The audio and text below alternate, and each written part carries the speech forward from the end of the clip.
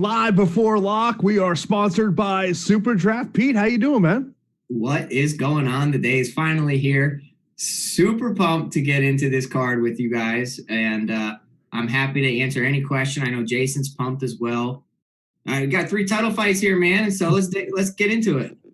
Yeah, about a half hour ago, I was like, okay, let me do my last minute check of all my lineups, make sure that I'm fully happy. And I'll tell you, I've got shares all over the place. I was like, I think there's probably about only, I would say, 2 to 3 fighters on this card that I have 0 shares on. Yeah, and I'm sure one of them is Paige Van Zandt. The other one's probably Vanessa Mello. Yeah. And let me see if I can pick the third. I don't know who the third is, but those are definitely the 2. Yeah, those are my top 2. Danny Grant is another one that I see his path to victory in the fight. And to me, the path to victory for him is taking the fight to the mat and just taking Martin Day down over and over again. But also I could just see him getting just KO'd. Mm-hmm. And you know, I don't like really playing that first fight of the night, but we are here to answer your questions. We'll be here probably 75, 90 minutes leading up to the first fight there. Of course, live on ESPN, ESPN Plus are your prelims. Main card will be on pay-per-view 10 p.m. Eastern time. Of course, should note when these fights start live in Abu Dhabi, it'll be 2 a.m. local time. Your local start time for the pay-per-view over Yas Island, 6 a.m., which was watching one of the embedded episodes earlier this week, and Max Holloway was basically working out at the time that he knew he was going to be fighting. But obviously, everyone's trying to make that $1 million here on DK. And let's kind of get your general thoughts on the millionaire contest and how you've put together your roster construction before we get into the listener questions.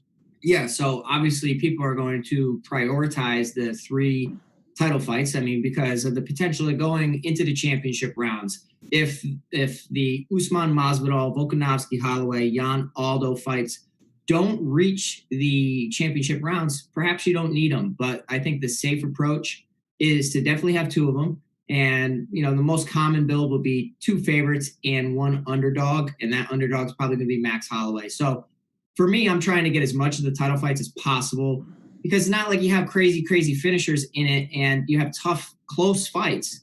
And they're probably going to go back and forth. And a lot of them are going to be on the feet. So I think you need multiple championship fights. Of course, be sure to smash that like button here on YouTube. Get those questions right now in the chat. We're going to get to all of those questions as this show does go on. But Pete, we're here to answer questions. So let's get right into the questions. First up, we got Jared saying, which fighter of the 3 title fights will you have in the most lineups?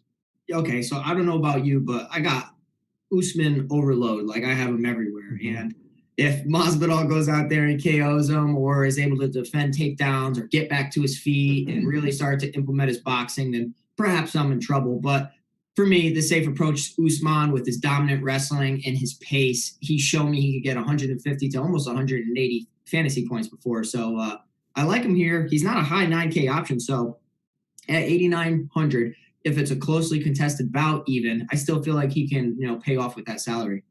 Yeah, I feel like I have more Usman than anybody else in terms of the title fights. I do have a couple of lineups with Masvidal in there, in case he does get the win here, which I think is very possible. I don't think it's a far-fetched thing, but I mean, look, when we talk about a fighter breaking the DFS slate, you think about a couple of weeks ago, Merab Dvalishvili, when he got all those takedowns. To me, when I'm looking at these title fights and I'm saying who's going to break the slate if it does happen, my first choice is Kamaru Usman. Yeah, I have him down as a guy starred for me, like right off the bat. 42 takedowns in 11 fights and 41 advances to go with that. Masvidal's been taken down 35 times in his 18 UFC fights. So, that's something to mention. And I like Usman a lot here. He's a guy that I feel comfortable with. Yeah, he's definitely a guy I feel uber confident. Well, next up, we got Lee says, any thoughts on stacking 2 title fights? Oof. Okay, so man, you need a lot to go right for you to really stack 2 fights. I mean, if you want to be crazy contrarian, I guess you could stack all of them. But I don't know about that approach. For cash, usually stacking one of them makes sense. And for me, if you think the Volkanovski Holloway fight's going to be competitive, it's probably that because of Holloway's volume. Yeah, I mean that's a fight that I think I might have one lineup where I stack. I really don't. Too. Yeah, I really don't like stacking in MMA. It's just something I don't do. I really have no interest in stacking Peter Yan and Jose Aldo, just because my fear with that fight is that it's going to be a situation where there's not enough volume. And, we were talking about this before the show started. When you're talking about these title fights because they're 5 rounds, well, you're looking for the fights that you think can go 5 rounds and where you can rack up points. The Aldo Yan fight, I could see someone getting a stoppage but in the 3rd round, and maybe it doesn't bring the amount of points you want. And Usman Masvidal, I feel like in terms of stacking that fight, I think the question is if Jorge Masvidal doesn't get the win, how many points does he score? Yeah, that's the thing. It's like Usman is really, really good at holding people against the cage and just hitting them with body shots and then attempting takedowns. And then if you get back to your feet, rinse and repeat, doing the same thing. The only outlier was his fight against Colby Covington, where he strayed away from that game plan, didn't want to mess with the grappling, and just kept it on the feet. So I don't think he goes that route with Jorge Masvidal, even though he's been working with striking coach Trevor Whitman. If he does stand and trade with Jorge Masvidal, you could actually be looking at Masvidal as a great value play. For me, though, I think it's tough to stack multiple fights or even stack a singular fight on 13 fights. Like I think it was last week or the week before, we had a 10-fight card. So stacking kind of made sense, and you had one big main event. As far as this, there are so many different ways this card can go. I don't know if stacking is really going to be optimal. Yeah, I mean we're all looking for that optimal lineup and all looking for that unique lineup. Is something we're all looking for. Next up, we got Ty, who comes in with Andrade, Tybura, or Double Z for FanDuel Cash. FanDuel Cash, Andrade, Tybura, or Double Z. FanDuel. All low price options on FanDuel.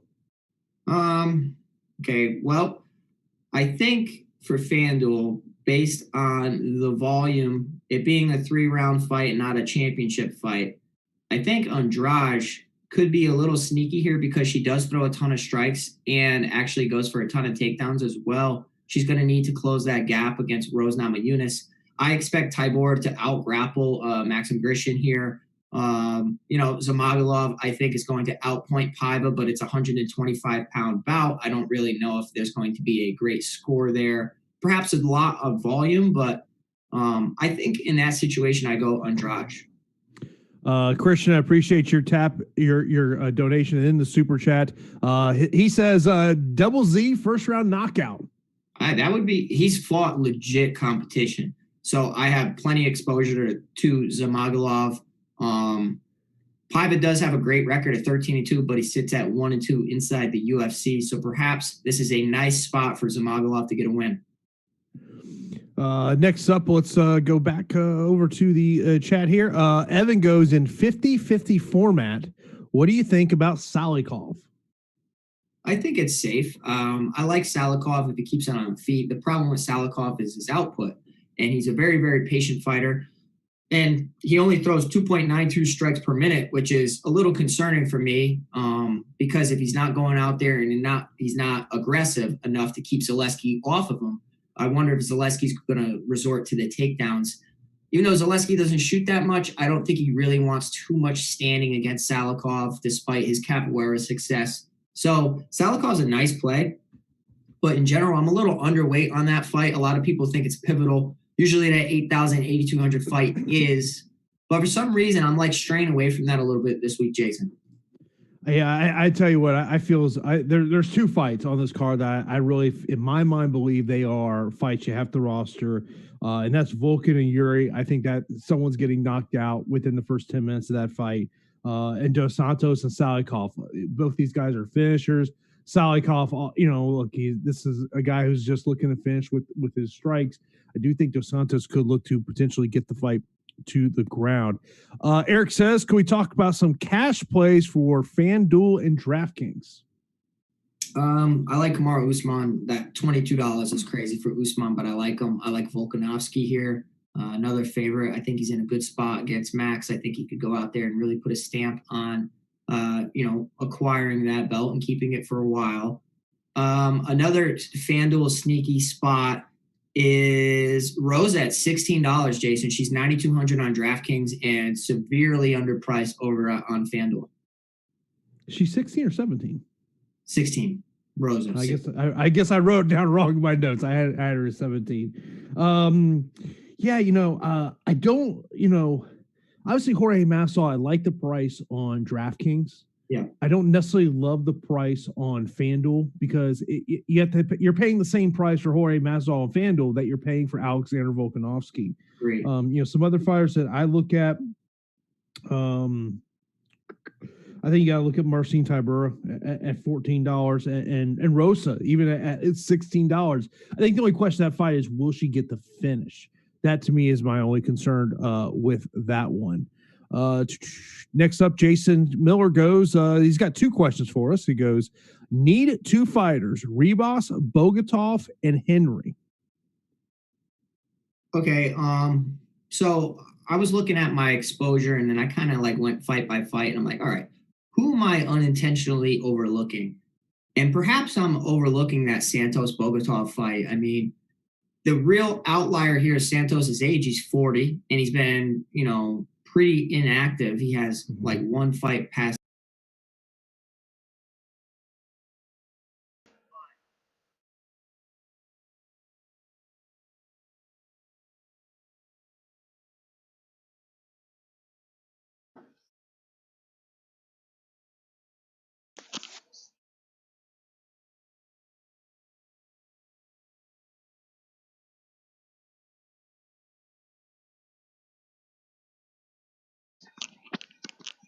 His strength, obviously, is jiu-jitsu. He's crazy on the mat and could potentially submit anybody. But Bogatov here, with his aggression and going for it, maybe he runs into something and gets caught, but maybe his aggression just doesn't allow Santos to get started. So I don't hate Bogatov here. His next question is top MVP options for FanDuel. MVP options for FanDuel. I would say Volkanovski. I like Volkanovski a lot. I also, for FanDuel. So the thing with Rosa and Melo, right, Jason? If you're looking at salaries, 9,200 versus 7,000, right? She is looking like a monster, and I think it's more on fading Melo than Rosa. But wouldn't you agree this is a low-level women's fight? Mm-hmm. So, I mean, the variance is crazy. Anything can happen. It's going to go 3 rounds. Melo does stand a trade. Rosa does stand a trade as well. So the problem with Melo is she gets overwhelmed and doesn't deal well with pressure. And I think that's what's going to happen here against Rosa. But it's not like Rosa's some future world champion. She's pretty low level, does train with Jessica Andrade, throws a ton of leg kicks, but all it takes is one person to grab that leg kick, take you to the mat, and then they win a round. So I don't know. I don't have much exposure to Melo, but maybe Rosa is being a little bit overvalued, if you'd say. Cameron in the super chat, appreciate your donation. He says, who do we see scoring higher, Rosa or Namajunas? Okay. In that scenario, based on the matchup, Rose has a hard fight against Andrade. Whereas Rosa has a soft matchup, but Rosa's nothing special. I guess I'd go with Rosa in that thing. I think it's a little easier of a pick than saying that Namajunas is going to go in there and just do the same thing she did in round 1 against Andrade. Yeah, I mean, and I think everything I keep going back when I think about the Rose Andrade fight is, can Rose get the finish?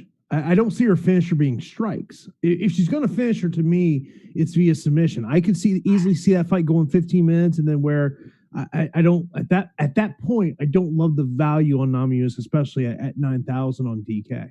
Yeah, I mean, there's just so many options at 9K that you can just see going different ways. Submitting Andrade, unlikely. Andrade is really, really good on the mat. even though Namajunas does have a bunch of finishes, she only has one KO win. Most of her wins do come via submission, like you mentioned, especially on The Ultimate Fighter. But I will note that you mentioned Namajunas has been working on her kickboxing with Pat Barry, and she has sneaky kicks. So perhaps a kick lands against Andrade because she keeps her hands low. But I don't hate Andrade at 7,200. I have plenty of her. Speaking of kicks, I saw someone noting about this on the video of where they think Kamaru Usman will not throw many kicks against Jorge Masvidal because Masvidal is an excellent job of countering kicks. Yeah, I mean, that's I get what they're saying because they're talking about the film of Cowboy Cerrone of how he blocks and goes, and we call them triggers. So whenever you develop a trigger for blocking and firing immediately, you're going to have some success. And that's what Masvidal has done. But Kamaru Usman doesn't really throw many kicks anyways. So I think Usman's going to throw enough strikes to get Masvidal's hands up and shoot underneath. Let's not act like Masvidal is some titan that's never been knocked down. He's been knocked down plenty of times. Darren Till knocked him down. He's been sat down plenty of times throughout his career. So maybe Usman catches him. He's been working with Trevor Whitman, and I think the fatigue could become a problem as the rounds go on for Masvidal. He looked great against Nate Diaz, but you could tell that he could struggle the later the fight goes. Next up, this question comes from Eric. He says, thoughts on stacking Holloway for FanDuel cash? I hate stacking in cash. Well, stacking for cash is a safe. It's like a bail me out of jail type of approach. And for cash, it makes sense because you just need the fight to go the distance and you need to be competitive. It's where you're seeing tight odds. So maybe if the Volkanovski-Holloway fight repeats itself like it was the first fight, stacking that fight does make sense. I thought Holloway scored more than what he did. He threw a ton of strikes, but he only scored like 67, 70 points in their first bout. But he has thrown more than that in other fights, like if you look at the Brian Ortega fight. So there is potential there. Next question comes from Samuel, who says, if skipping title fights, who are the pivot ones to target? Oof. It's a great question, man. That is a great question. Okay. Let's look at it like this. Let me look at my sheet. Rebos Van Zant is probably one, but does she justify her salary? I was talking in the Awesemo chat earlier. What does Rebos have to score to justify her salary? And it's totally dependent on the other performances of the other fighters on the card. Because she could score, say, 98, and we have a very low-scoring night somehow, and that ends up being enough at 9,500. But most likely, she needs like 110, 115 to justify that salary.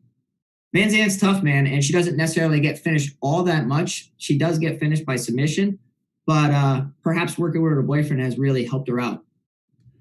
Yeah, of course, trains there at American Top Team in Portland, which used to be a Gracie Baja gym. Now it's an ATT's gym. Ricky Simone is helping her out for this one as well. I'm sure you've probably seen that if you watch the embedded episodes. Next up, this comes from Kicks Good. He goes, Grisham or Salikov? Grisham or Salikov?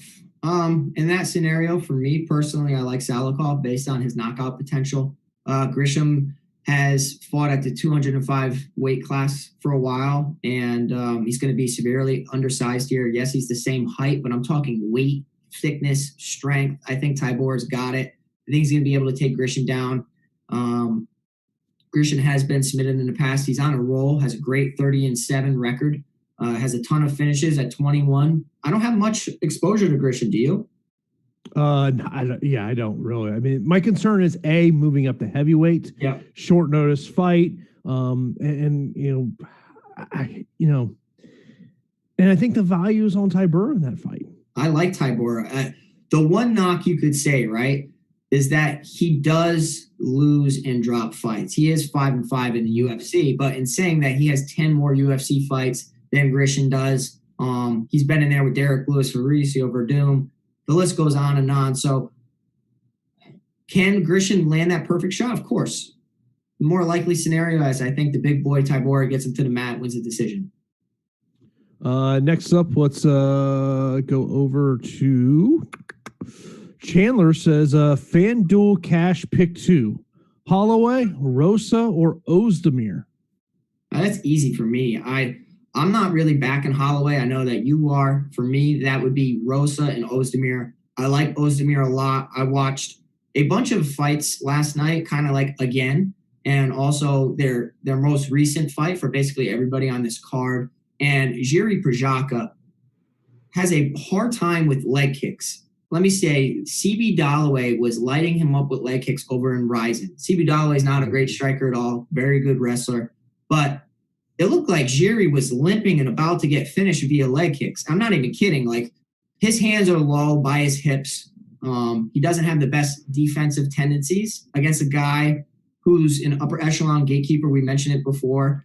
Has 8 UFC fights against Dominic Reyes, DC, Alexander Rakic. I think this is a nice spot for Ozdemir and can give Prochazka a warm welcome to the UFC. I have plenty of Ozdemir. Maybe I don't have enough Prochazka, and that's I think he's a common 7K punt, though. I think a lot of people are going to resort to him. His record's silly. 26-3, 25 finishes. That's nuts. By the way, I just did a fantasy cruncher for tonight's fights, which is a great tool that we have over at Awesemo.com. What to calculate 150 lineups in our projections? What do you think the percentage was of Kamaru Usman? I'm going to say 55% Kamaru Usman. You're too low. Really?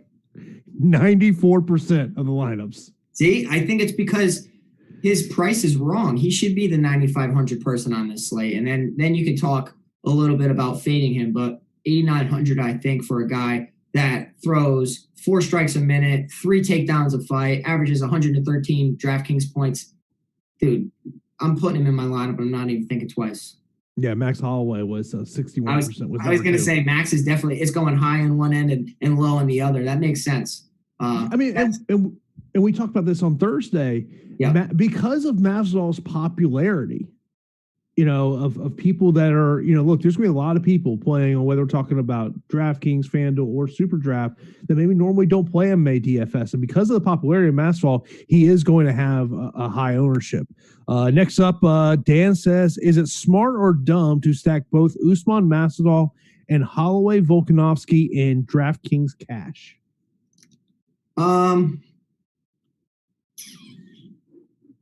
What do you think?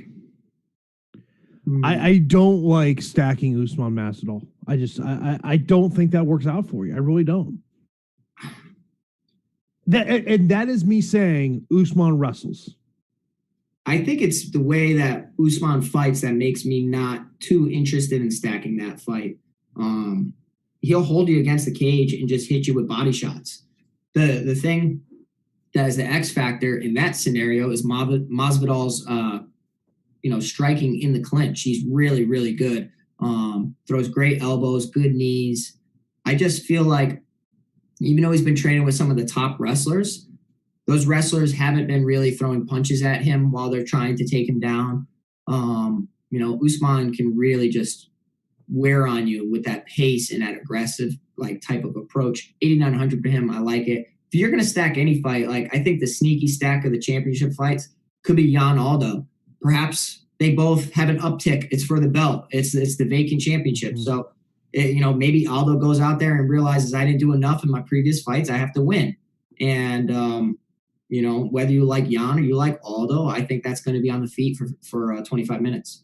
Of course, this is the UFC 251 Live Before Lock show here on Awesemo.com, and we are sponsored by SuperDraft. The future of daily fantasy sports has arrived. Experience SuperDraft's exclusive game mode multiplier. Say goodbye to salary restrictions and hello to lineup freedom. Use your fantasy sports knowledge to draft any player you want and build your very own dream team. Countless lineup possibilities lets you experience daily fantasy sports the way you want. SuperDraft offers contests for PGA, NASCAR, and MMA, so you can enjoy the best of DFS all year round. Sign up for SuperDraft today using the promo code Awesemo10, and it's $10 free on your first deposit of $10 or more, and $20 total free on your first deposit of $100 or more. Download in the App Store or play at superdraft.io. SuperDraft, no limits, more winning. Now, of course, tonight marks the start of UFC Fight Island, and get an Awesemo Plus MMA Platinum monthly pass for $20. Sign up now by heading to awesemo.com/join and use the promo code ISLAND. That does expire tonight, so you definitely want to jump aboard and take advantage of that great offer right now. Also, be sure to follow Awesemo on Instagram and Facebook, as we'll be providing free Awesemo Plus player projections for PGA, NASCAR, and MMA, and more on our Instagram page at Awesemo_com and Awesemo Facebook page daily to make sure you give them a follow. And the fighter that they are featuring for this one is Jorge Masvidal. So you can see all the information that we have about Jorge Masvidal. Back up to the questions. Let's go over to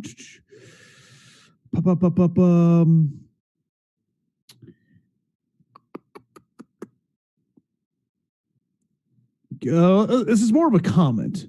Aldo has a better shot of winning than Masvidal. Okay, so I don't know if I agree with that. I think matchup-wise, it's a fight Aldo can win. The guy's going to stand and trade with him. Maybe Aldo big brothered him in training. They train together. So, but Masvidal has a shot. He has 18 UFC fights against a guy who's 11-0 and really has been hit with too much damage in fights. So I think Masvidal has a shot, and it's early, but I do like all those chances, and he's one of my favorite dogs. Yeah, I mean, I think he's someone that's going to, you were mentioning before the show is, will we see the Aldo leg kicks? I think that's the one question that we keep wondering about.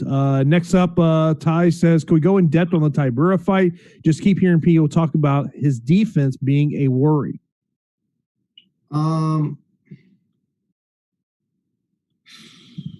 What do you think? I think defense is. I think he's going to use his someone who's coming at heavyweight. I mean, look, let's think about during pandemic fighting. Yep, we've had two fighters move up. That would have been Ovince St. Preux lost, and also John Vellante lost. It's a big jump. It is because the guys that are fighting at 205 probably walk around 220, 230. The guys, fighting at 265 can weigh a range between, 280. You're talking maybe even more than that. Tybura is a big guy and will look to grapple. I think as long as you don't know how Grisham's been training, he's also taking this on short notice. He's got 1 round in him. If you're looking for a 1-round guy, maybe Grisham's it. I like Tybura. Even though Tybura has shown me that he gets hit and gets dropped and can get finished, I think he can be smart enough to avoid some big shots. Be sure to hit that like button here on YouTube. That does help me and Pete out a lot. We do appreciate all the likes that we already have in there, 91 likes. So let's get those likes over 100. Next up, let's go to Josh, top FanDuel MVP pick. FanDuel.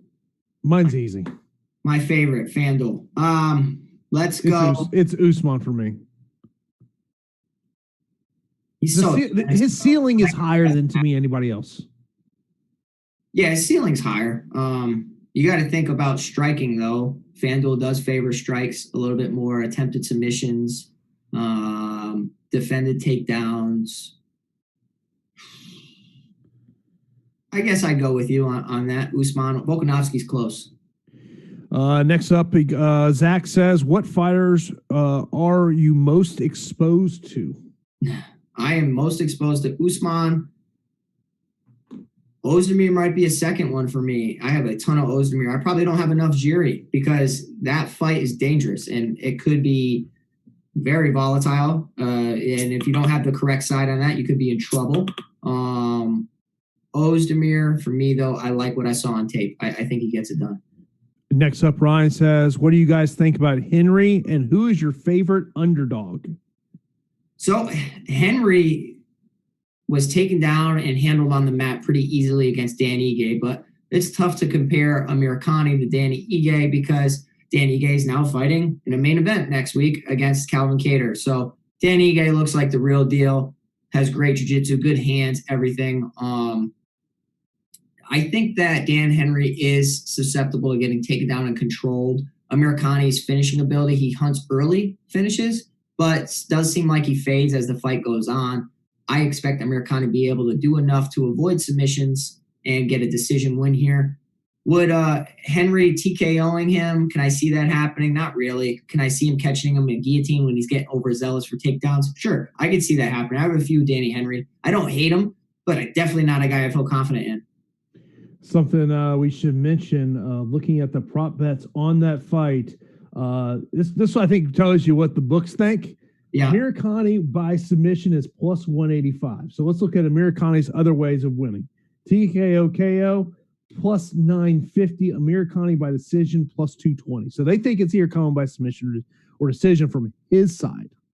Makes sense. It definitely makes sense. The guy was taking down Shane Burgos at will, and Shane Burgos does have some decent takedown defense, gets back to his feet, and it did look like Americani was pretty impressively strong. And I think that he can do the same thing for the lanky, weird type of style of Danny Henry. Next up, let's go to Joey. Fighters most likely to win by knockout. I think you have to look at the Ozdemir Prajaka. You got 13 of 17 victories for Ozdemir are finishes. 25 of Prajaka's 26 wins are by finish. So I think that's definitely a fight that's somebody's gonna win by knockout. I think Ozdemir is gonna do it by ground and pound. Another fight for knockout, I guess a sleeper could be Martin Day, but you're talking about 135 pounders. How often do these guys finish each other? Does have 5 finishes in 8 fights, which is a little impressive, but more the submission route. I think Volkanovski here is a nice little, 14 out of 21 fights are by the way of finish. I think that he's nice here as a nice prop bet for knockout. Cameron asked about our favorite FanDuel MVPs outside of the title fights. FanDuel MVPs. Rose is one for sure.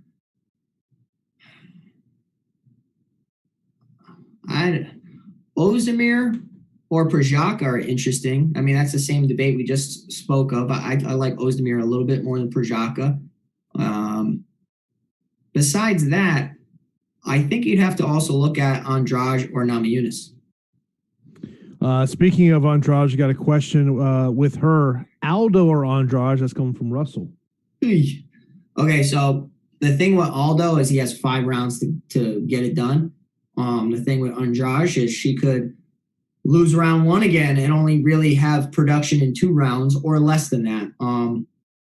Looking at her game log or fight log, she has crazy volume, tons of strikes, tons of takedowns. If she gets in close to Rose Namajunas, then a whole striking, beat her up at range strategy is just thrown out the window.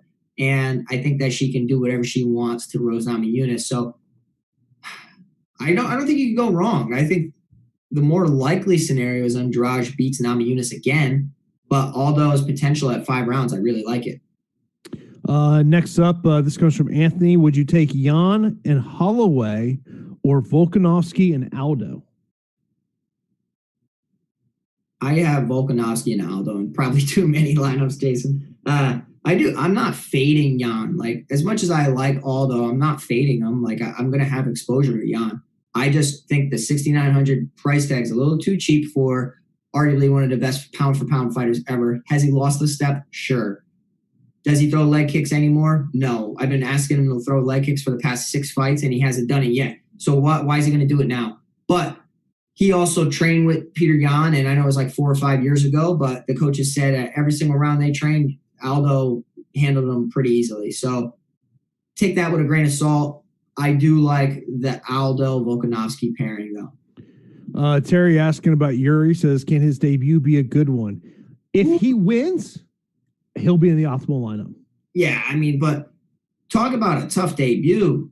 He's fighting a guy who has 8 UFC fights, Jason, who has fought for the title and just beat Alexander Rakic, and then arguably close fight. Close fight. I mean, but still, I think there's a lot of similarities between Yuri and Rakic's game. I think Rakic is way better than Yuri. Way better. I don't know if I'd say way better. don't know if I'd say way better. Oh, way better. He's not even close. I think Rakic has possibility of being a former champion. Prochazka has defensive lapses where he keeps his hands low and gets wobbled, has zero ground game. At least Rakic seems like the better overall fighter. Not to mention, I've never seen this before, and I watched their fight last night, Rakic against Ozdemir, and Ozdemir literally gave Rakic like a melon on his shin and upper knee from leg kicks, was destroying his legs. Now, guess who was just destroying Yuri's legs? CB Holloway. Okay? Come on, bro. I like Ozdemir here. I really do. I'll accept your apology text tonight. I'll accept that. 20 push-ups. Let's bet 20 push-ups. GQ says Jorge's been working on his wrestling for a while. Usman going to baptize the Nigerian Nightmare second round. I don't know if you have seen some of these memes going around. I have. So I retweeted this yesterday. It was from the Twitter account. We get this right. The Strange Squad. It says, text exchange I just had with my brother. I'm already in fight mode.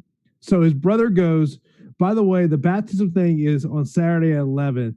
Then there's a lunch, so I probably will get up at Dad's by 3-ish. He responds to his brother, the only one getting baptized on Saturday is Usman, bro.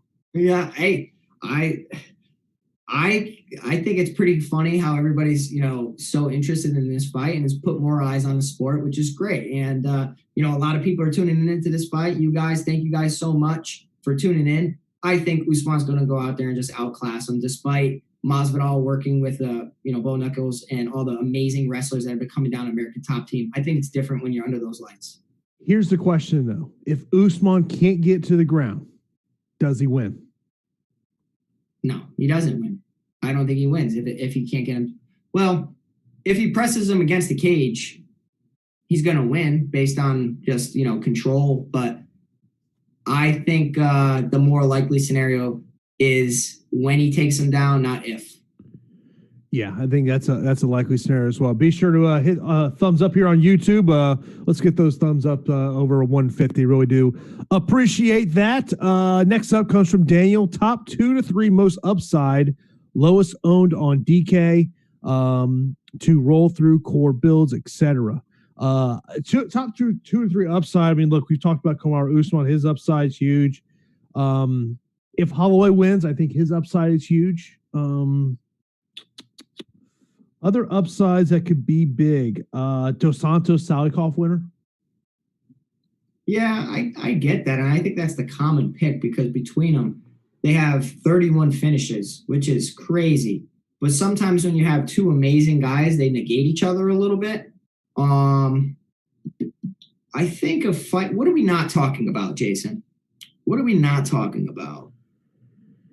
Bogatov, I think that's the fight we're not really talking about. Can Bogatov beat a 40-year-old Santos?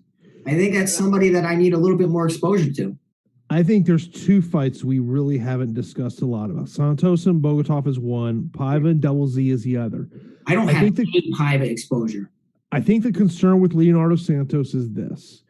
What if it makes it to the second round? Will the gas tank be there? He is 40 years old. This is a guy that's not been super active over the years. Yes, his jiu-jitsu is amazing. If this fight hits the ground, yeah, he's probably submitting Bogatov.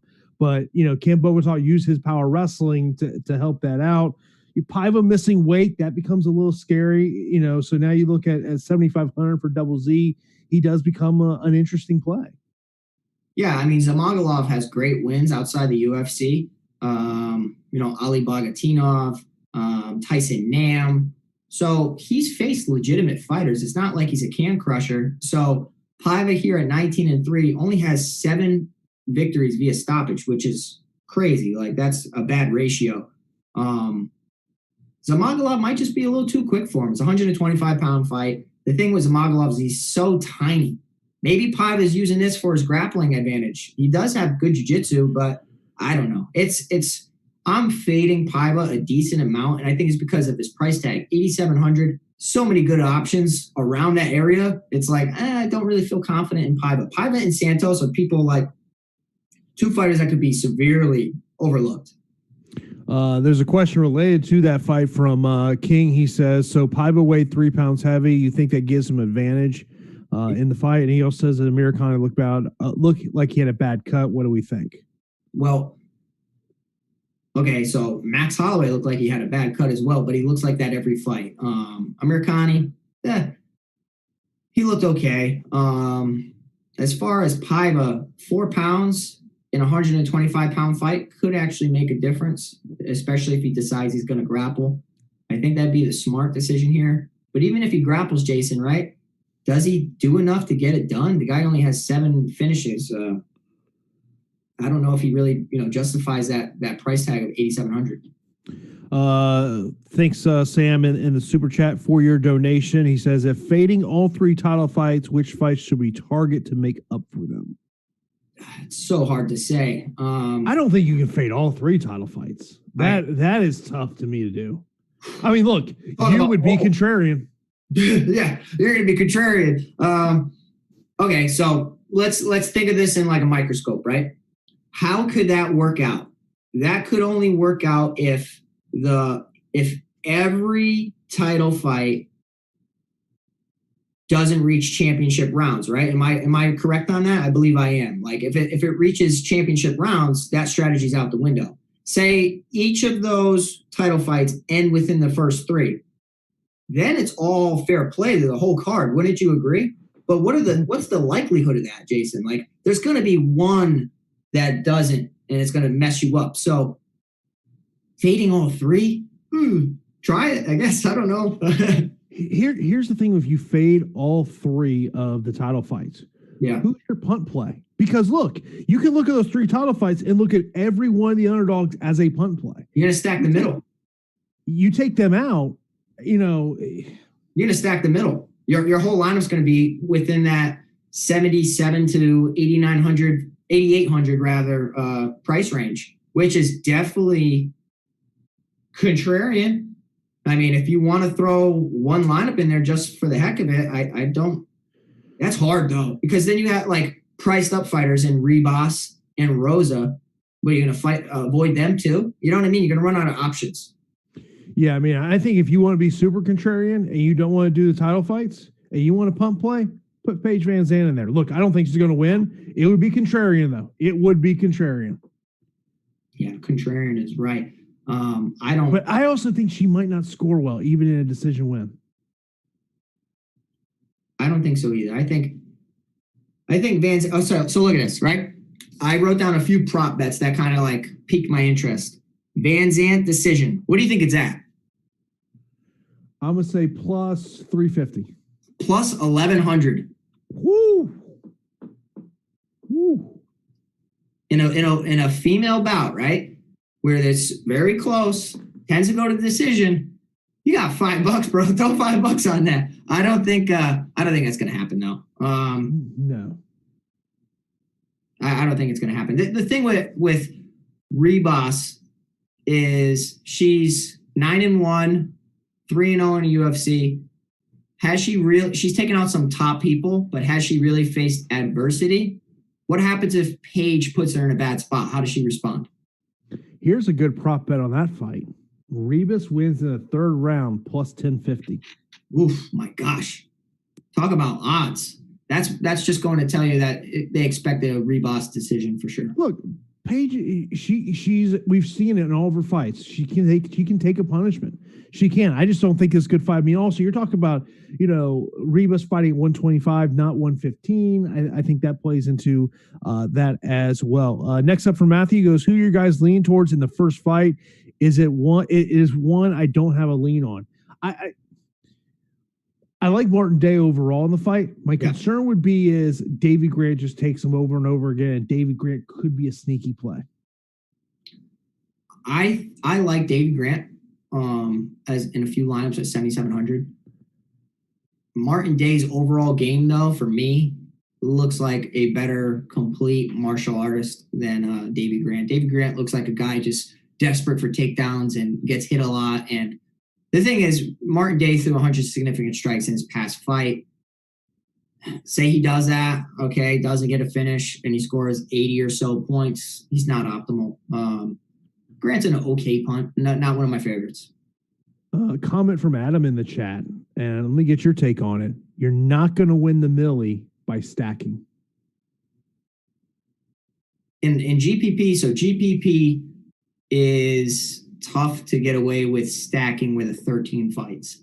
On a smaller card, absolutely. 13 fights. We'll have to see how it plays out. I have a few just because. Mm-hmm. Yuri, Tybura, and Aldo too risky for one FanDuel lineup? Yuri, Tybura, and Aldo. No. I think I don't think that's too risky. I like those fights to target. I don't know if I necessarily like the picks, but I like those fights. Next up, let's go to Joe. Goes, why does everyone focus on finishes? With smaller ring, it seems like you get more points if you go to decision. And Ngannou scored with 95 with a first round knockout. D-Rod scored 125 on an average decision. Okay, first off, this is tonight's fight is the big cage. It is the 30-foot cage. It's not the 25-foot cage. Yes, if it's a 3-round fight and you can land 150 significant strikes, get a knockdown or two, get a takedown, yeah, you can score well. But overall, you're hunting for that first round finish just because on DK, that's a 90-point bonus right there. Yeah, absolutely. Look, worst case scenario is you go out and knock some guy out with 3 punches. Yeah, I know, like the Ngannou. Yeah, that's pretty rare. I don't really see that happening from anyone on this card. I'm going down the card right now. I don't really see that problem. So, I like the championship fights to target for sure. Grisham or Zaleski on DraftKings? Eesh. I don't really have much Grisham, man. I don't. Based on him going up to heavyweight, basically going to be outweighed by 30 pounds, I would imagine. I like Tybura a lot. So for me, Dos Santos has a path to victory here by taking down Salikov. And there's so much love coming in for Salikov, but he has been taken down and submitted in the past. And Dos Santos is legit. He just doesn't shoot enough takedowns, 0.6 takedowns a fight. Maybe he goes out there and pulls the whole Curtis Millender approach and takes him down immediately. Next up, Matt goes Tybura, Masvidal, or Aldo. This is would be his last piece in a DraftKings cash lineup. So cash, you want the title fights. So in that scenario, well, I like Tybura. I do. It's close for me between Tybura and Aldo. Next up, Mark says Dos Santos or Tybura, DraftKings GPP. I like Tybura. I think that he can take him down and submit him. I think that's how my brain's working for this fight. I think that's what's going to happen.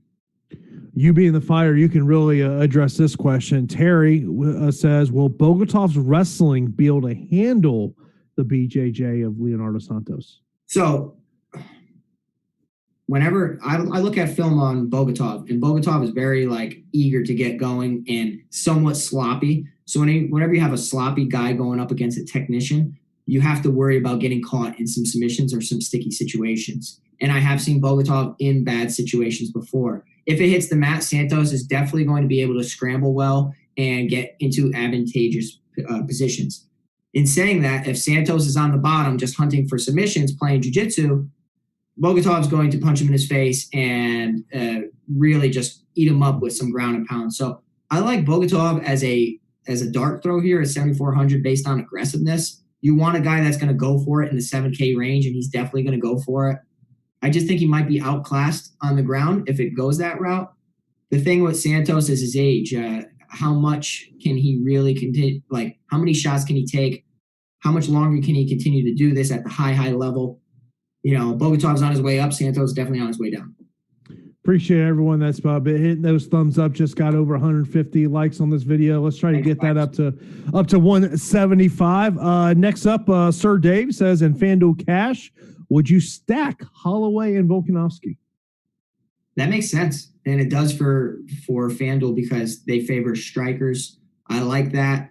Volkanovski might look to take it to the mat a little bit more, which could elevate Holloway's score. and Holloway could, defend the takedowns and, keep it on the feet and be a, back and forth striking affair. He has great volume as well. So I don't hate that approach over on FanDuel. The issue is the price, $18 and $16. What's the rest of your lineup look like? Next up, Jay says Tybura or Dos Santos FanDuel GPP. That's a close one. They're both facing guys who have a slight inability on the ground to get back to their feet and defend submissions. For me, what do we got? Zaleski at 15, Tybura at 14. Pretty relatively close. I think I lean Tybura because I've seen Zaleski get lulled into a brawl on the feet and thinks that his capoeira and his striking so good and he enjoys that type of fight and he wants to prove something against Salikov. The smart thing would be just go shoot, take him down, and work your jiu-jitsu. I think Tybura here is a nice pick. Salikov or Grisham? Salikov. I don't have much Grisham, and it's as much as I've seen Tybura struggle against punches, I haven't seen enough of Grisham to really prove that he can compete at this level. Next up, GQ says, thoughts on Henry? Seems like a good GPP play. Amirkhani fades late. He's right. If you looked at Amirkhani's Instagram, I've been stalking all these guys. He's really honed in his approach on his strength and conditioning. He's really got focused with that because he knew that was his fight. He was beating Shane Burgos. He really was, Jason, and he had 2 rounds, in my opinion. Or the second round was close, but he was really taking Shane Burgos down and looking good doing it. He just faded and then got finished. If he has a better gas tank, I like him here to control Danny Henry. Avoid that guillotine. Avoid a triangle off of his back and just basically dominate to a decision. Next up, let's go over to Marcus. Says, how do you guys feel about Amanda Ribas? So I like her. I think that she's somebody that can be the new face of the division. I think a lot of fans like her. She has a lot of energy. She's a great fighter, good striker, good grappler, great judo.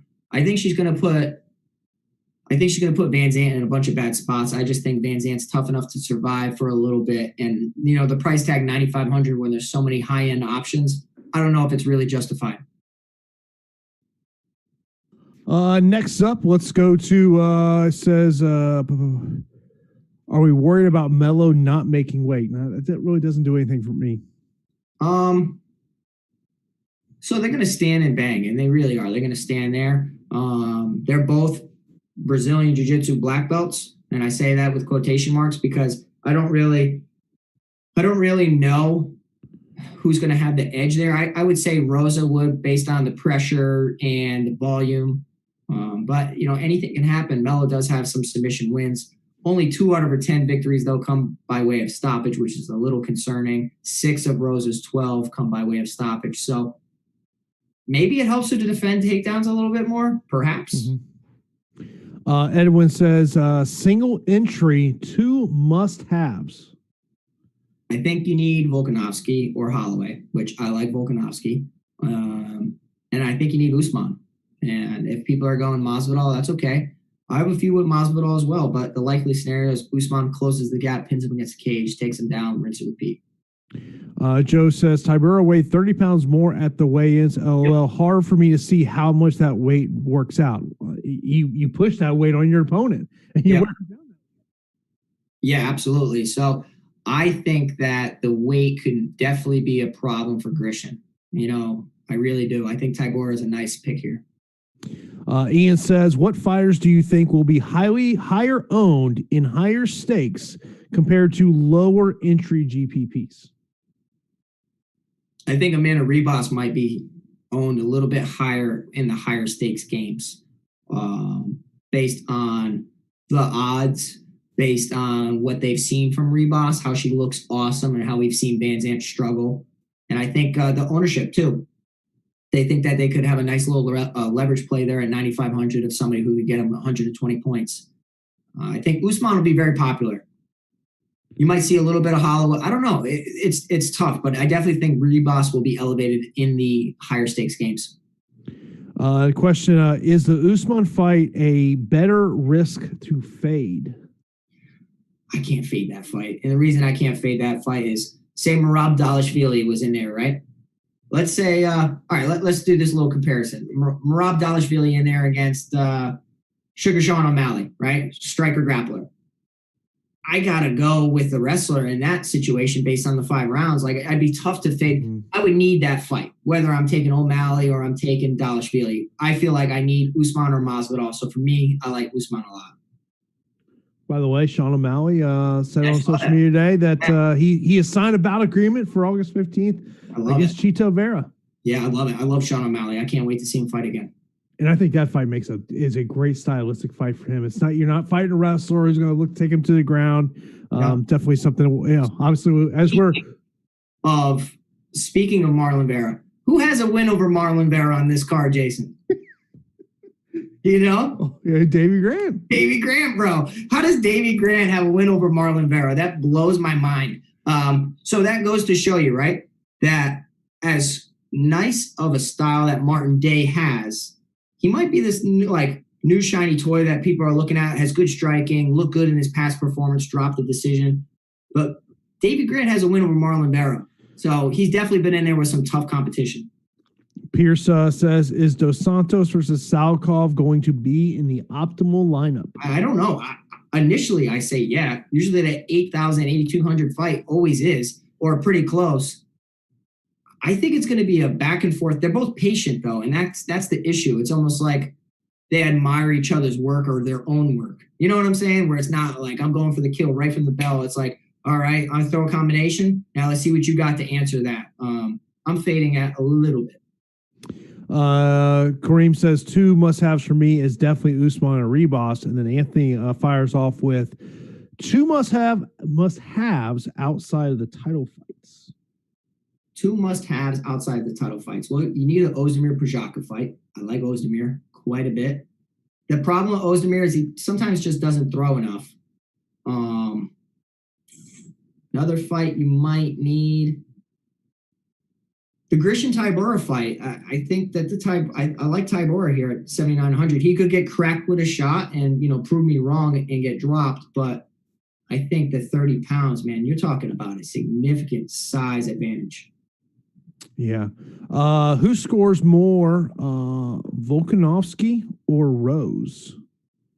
Volkanovski. He's got 5 rounds to work with. Mm-hmm. Yeah, you got to agree with that.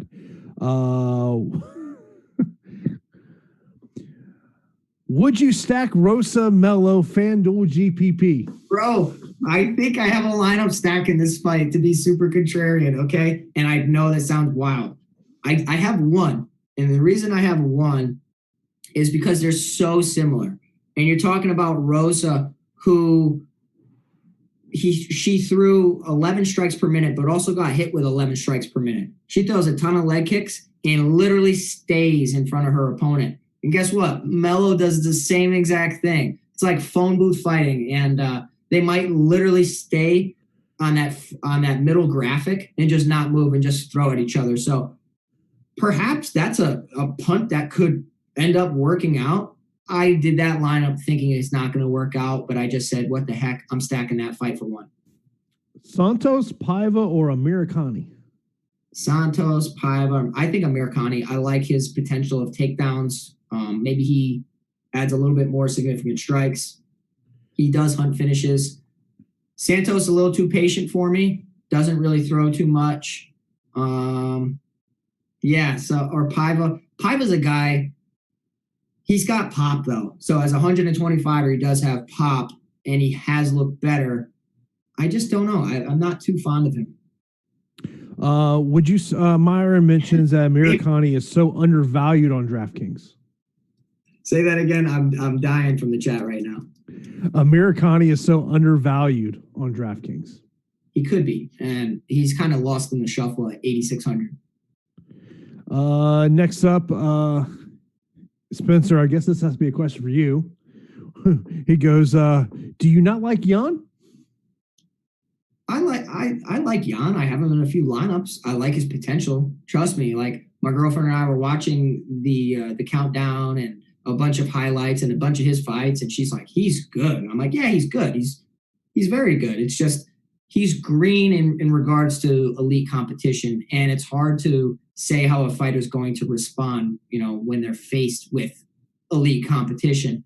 Now, you can argue for Jan that all those, 2-4 in his last 6 or something crazy like that, and he's lost a step, and he's not really considered elite. So this is a nice little matchup for him. The UFC wants Jan to win.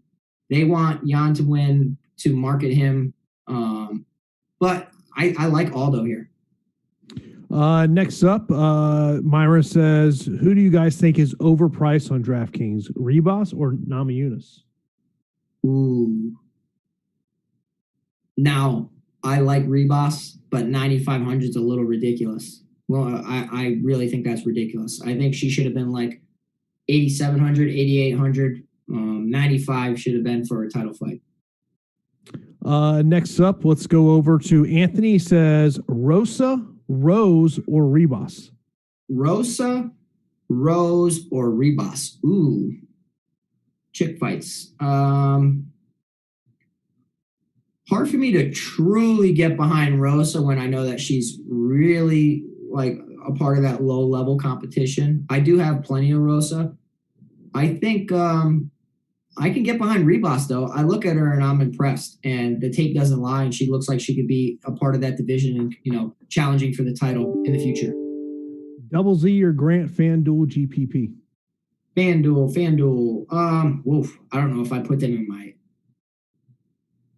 Oh, it's not MVP, GPP. Zamagalov or Grant. I'd say Zamagalov, oddly enough. I think that he throws a lot. He has great cardio, has faced good competition, and I think that fight's going to be pretty exciting on the feet for 125 pounds. Evan says, would you stack Aldo with Jan in GPP or take the chance running Van Zant in my last slot? Ooh, goodness. Maybe Van Zant goes out there and proves us wrong, man. She has been training with Ricky Simone and her boyfriend. So I can't see that. I would rather take Aldo. I really would.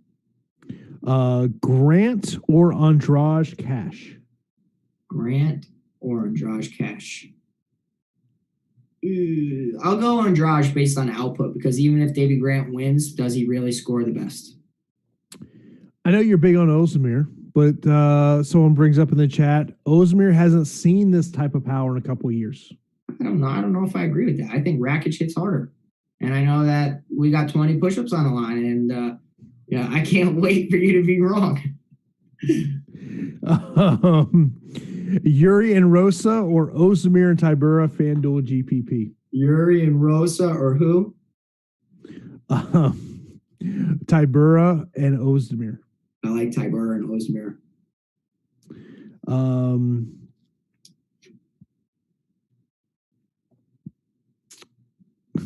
Chat is crazy today. I love it. I'm just laughing at Bree's comment. Yeah, you see. I'm way. I'm looking for questions, so I'm way behind in the chat. I'm way behind the chat. Oh man, the chat's killing me today. Takes on Double Z pulling off the upset. I like it. I think that he can do it.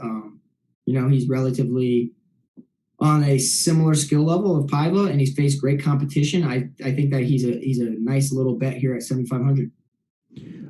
Next up, would it be chalky to fade a title fight, or will most have all three? Most will have two.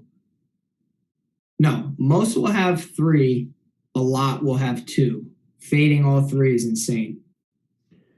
Lori asks, best shots at an upset.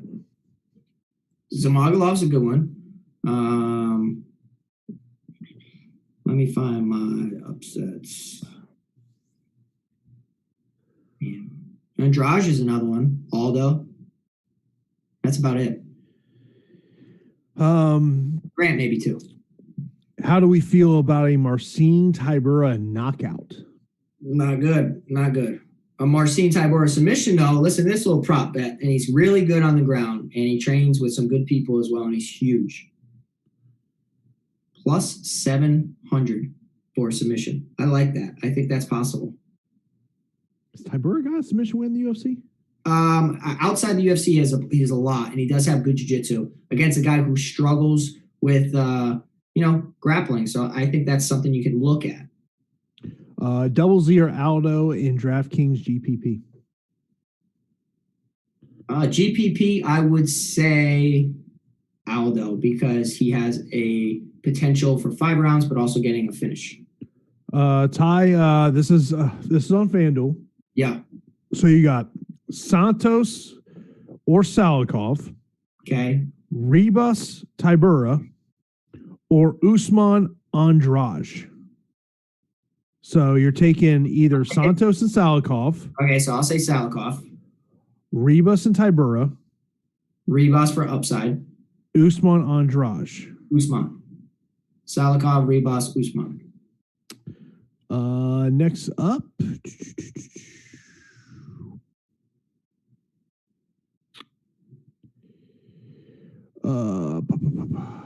Two. A lot of comments. Not like best punt play of the night. Punt play.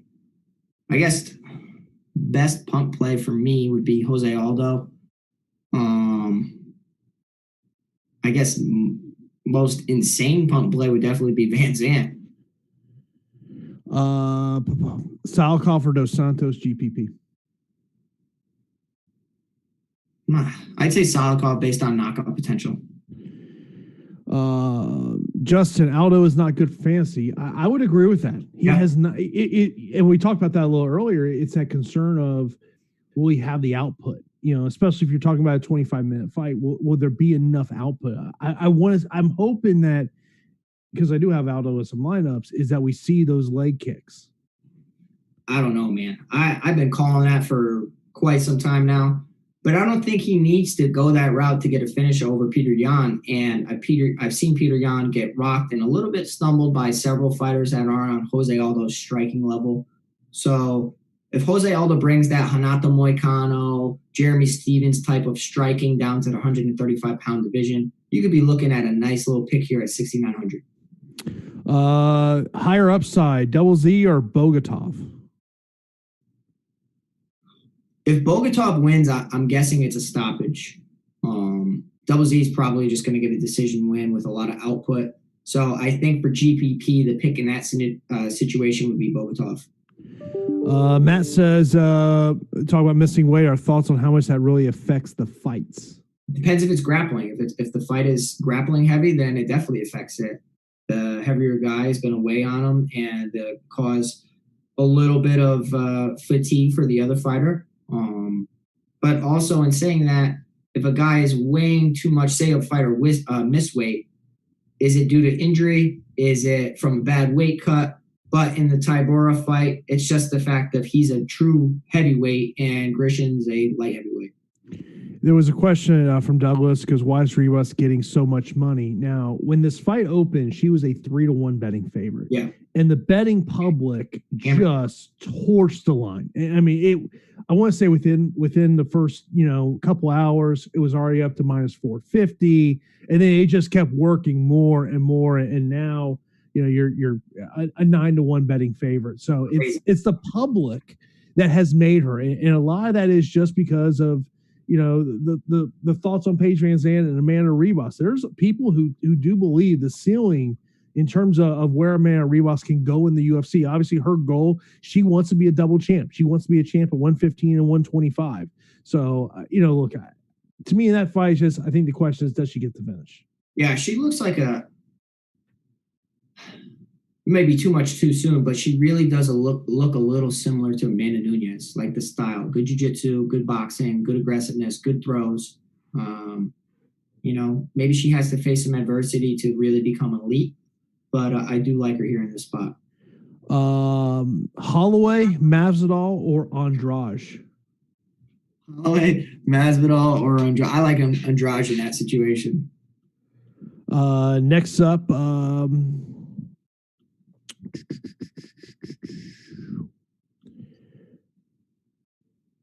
Vintage ass Aldo paying off that 6,900 salary.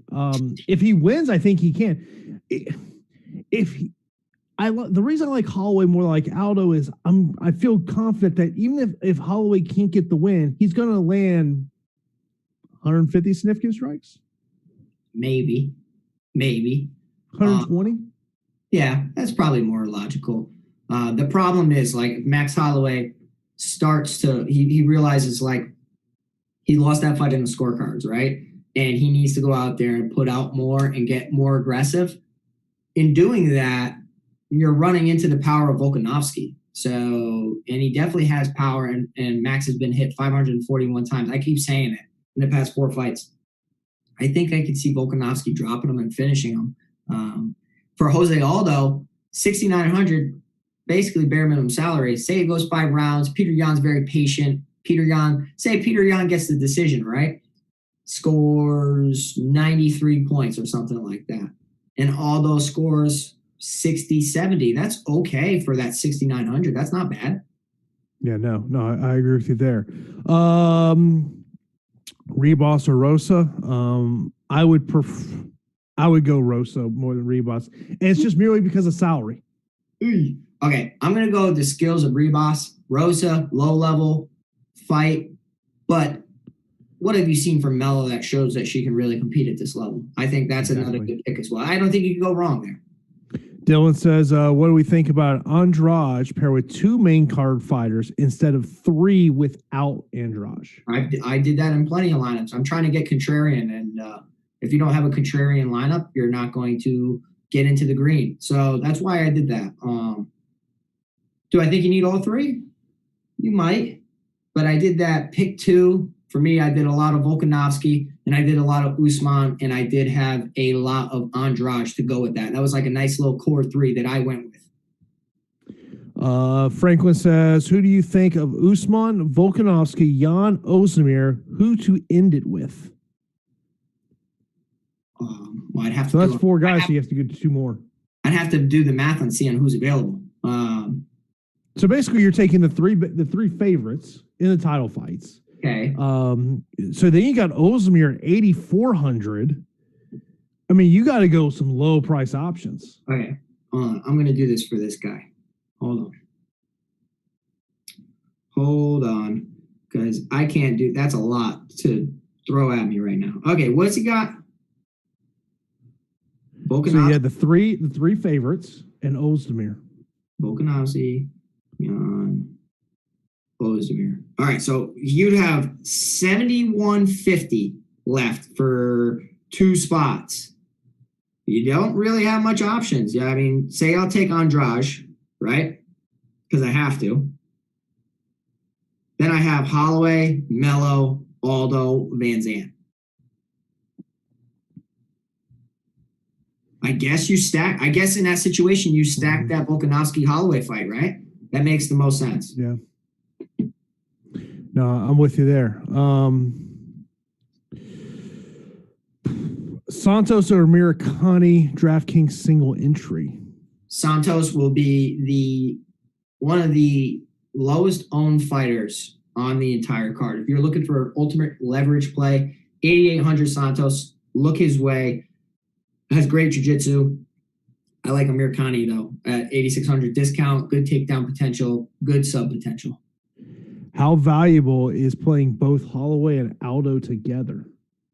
I mean, you talk about 2 of the cheapest fighters on the entire card. You can pay up for whatever. You can get all the top people outside of their opponents. So I have that. I like it.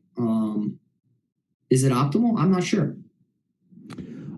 Next up, favorite Fan Duel MVP other than Usman.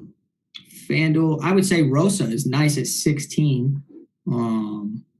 Volkanovski at 18 is nice. Ozdemir is somebody I'm looking at 17.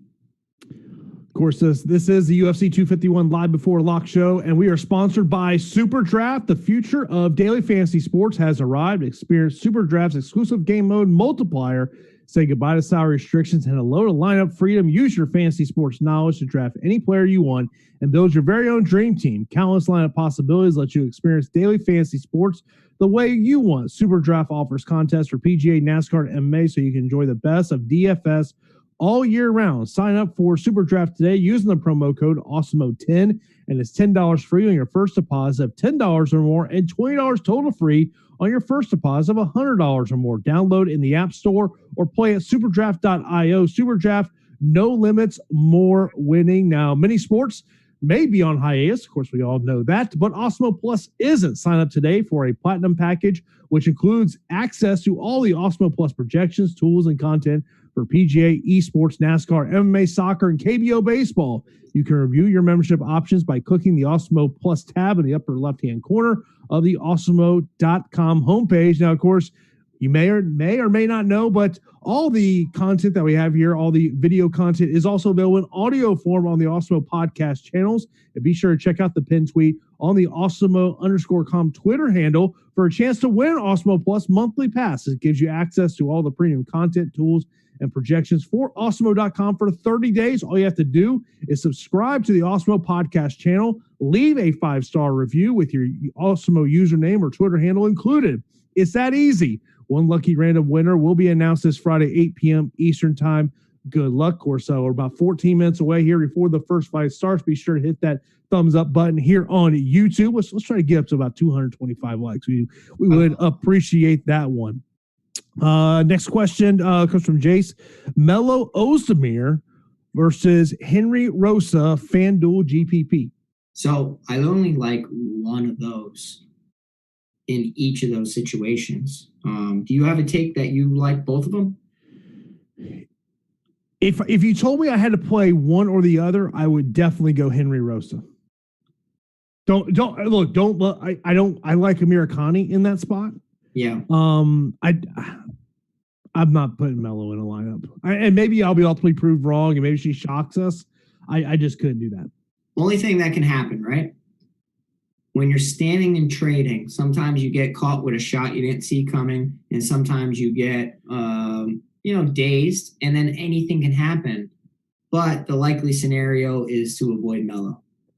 Here's an interesting question about stacking, and this goes into the captain's contest on DraftKings. Yep. What if you stack Volkanovski and Holloway, and you put one of them in the captain spot?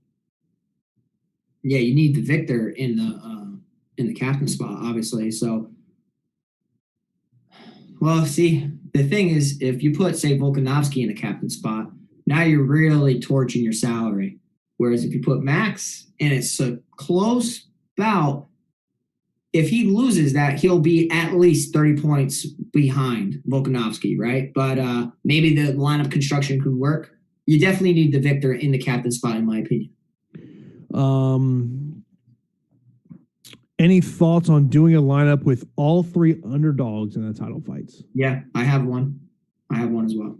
And I also have that same thing. I have all three of the underdogs, and I have Andrade to pair with it.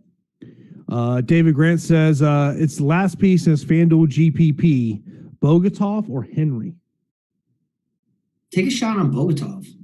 Henry has a legitimate chance to submit him, but Bogatov is aggressive and throws bombs. So maybe he catches the 40-year-old. I like Bogatov in a few of my lineups. I realized I didn't have enough of him, so I went and I added him a bunch.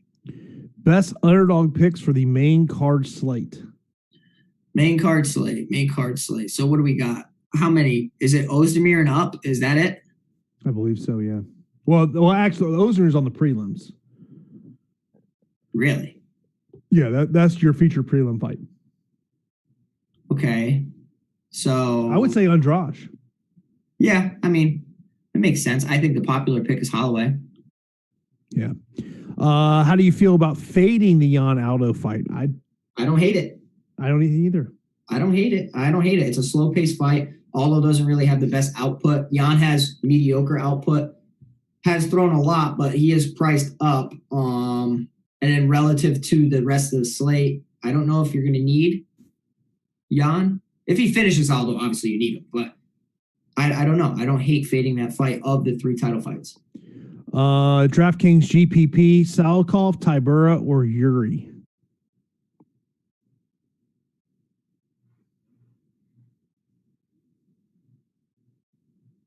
I like Salikov a lot. I also like Tybura a lot. I think Tybura is facing an undersized fighter, and I've said it a bunch. I think he can out-grapple him. But maybe he just gets a decision win, Jason, whereas if Salikov wins, right, he could just clip Dos Santos and finish him. So for GPP, I'd say Salikov. One person mentioning in the chat about this fight, Jan 6-0 since UFC debut, greater than Aldo 2-4 in his last 6 fights. Totally disagree with that. Totally disagree with that's being greater. Here's why. Peter Yan has 2 wins against fighters currently ranked in the top 15. That is Jimmy Rivera and John Dotson. Jimmy Rivera, the highest ranked at number 9. Yep. You look in the last 6 fights for Jose Aldo, 2 fights against Max Holloway, fight against Jeremy Stevens, Renato Moicano, Alexander Volkanovski, Marlon Moraes. The strength of schedule is way harder for Jose Aldo. 100%. Absolutely. And it's that debate of prospect versus proven veteran. Is this too much too soon for Peter Yan? I like all those chances here of pulling off the upset. Will Santos be in the optimal lineup? I don't know. There's so many high-priced options that could perform a lot better. His output's not crazy. Could he get a submission win over an overzealous Bogatov? Absolutely. I'll probably say no. I'll take that stance and say I don't think he is. Ozdemir or Amirkhani? Ozdemir. Other than Volkanovski and Usman, who would be your third lock? Your favorite word? Bro, I don't say that. I like Ozdemir, bro. And I don't even think Ozdemir is that good. That's what's blowing my mind. I don't even think Ozdemir is that good. But from what I saw leg kicks wise and also defensive wise, the only problem with Ozdemir is he gasses out as the fight goes on. So maybe Yuri's in better shape, but I like Ozdemir here.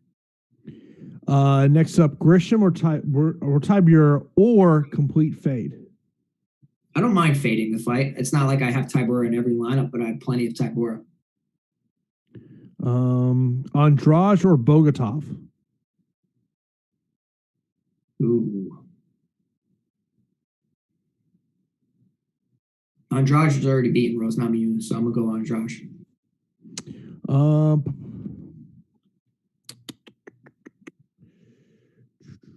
Let's see here. Does Bogatov have a shot? He's my punt at $12 on FanDuel. Absolutely. How likely is a Yan fight is not optimal if Yan wins? That's the thing is, for each of these 9,000 options, you don't need the other fighter to necessarily win. You just wonder who's not going to pay off their salary. Ribas at 9,500, somebody that I'm looking at, it's like, will she pay off her salary? She hasn't exceeded 100 points yet in the UFC. So it's also like just fading the correct fight. That's the number one thing. Best Contrarian MVP for FanDuel GPP. Contrarian MVP for FanDuel GPP. I'd say Rose would be Contrarian. You get people searching. You have people searching for dogs all over the place. Putting in a girl who looked incredible first round. I'm just favoring Andrade a little bit more in the bout. Person says, can you explain why you have Volkanovski over Holloway? So the leg kicks were a big problem for Holloway. The damage that Holloway's taken, over 500 shots in his past 4 fights. Basically how he's a rhythm fighter and Volkanovski's very good at breaking rhythm. Volkanovski seems extremely motivated. Holloway seems okay. I wonder how much this weight cut's starting to get to him. I know he looks terrible every time he cuts weight. I just think that, Volkanovski is going to be able to answer with power. And when he answers with power, he's going to put Holloway in some bad spots. What fighters can be the highest scores outside of the title fights?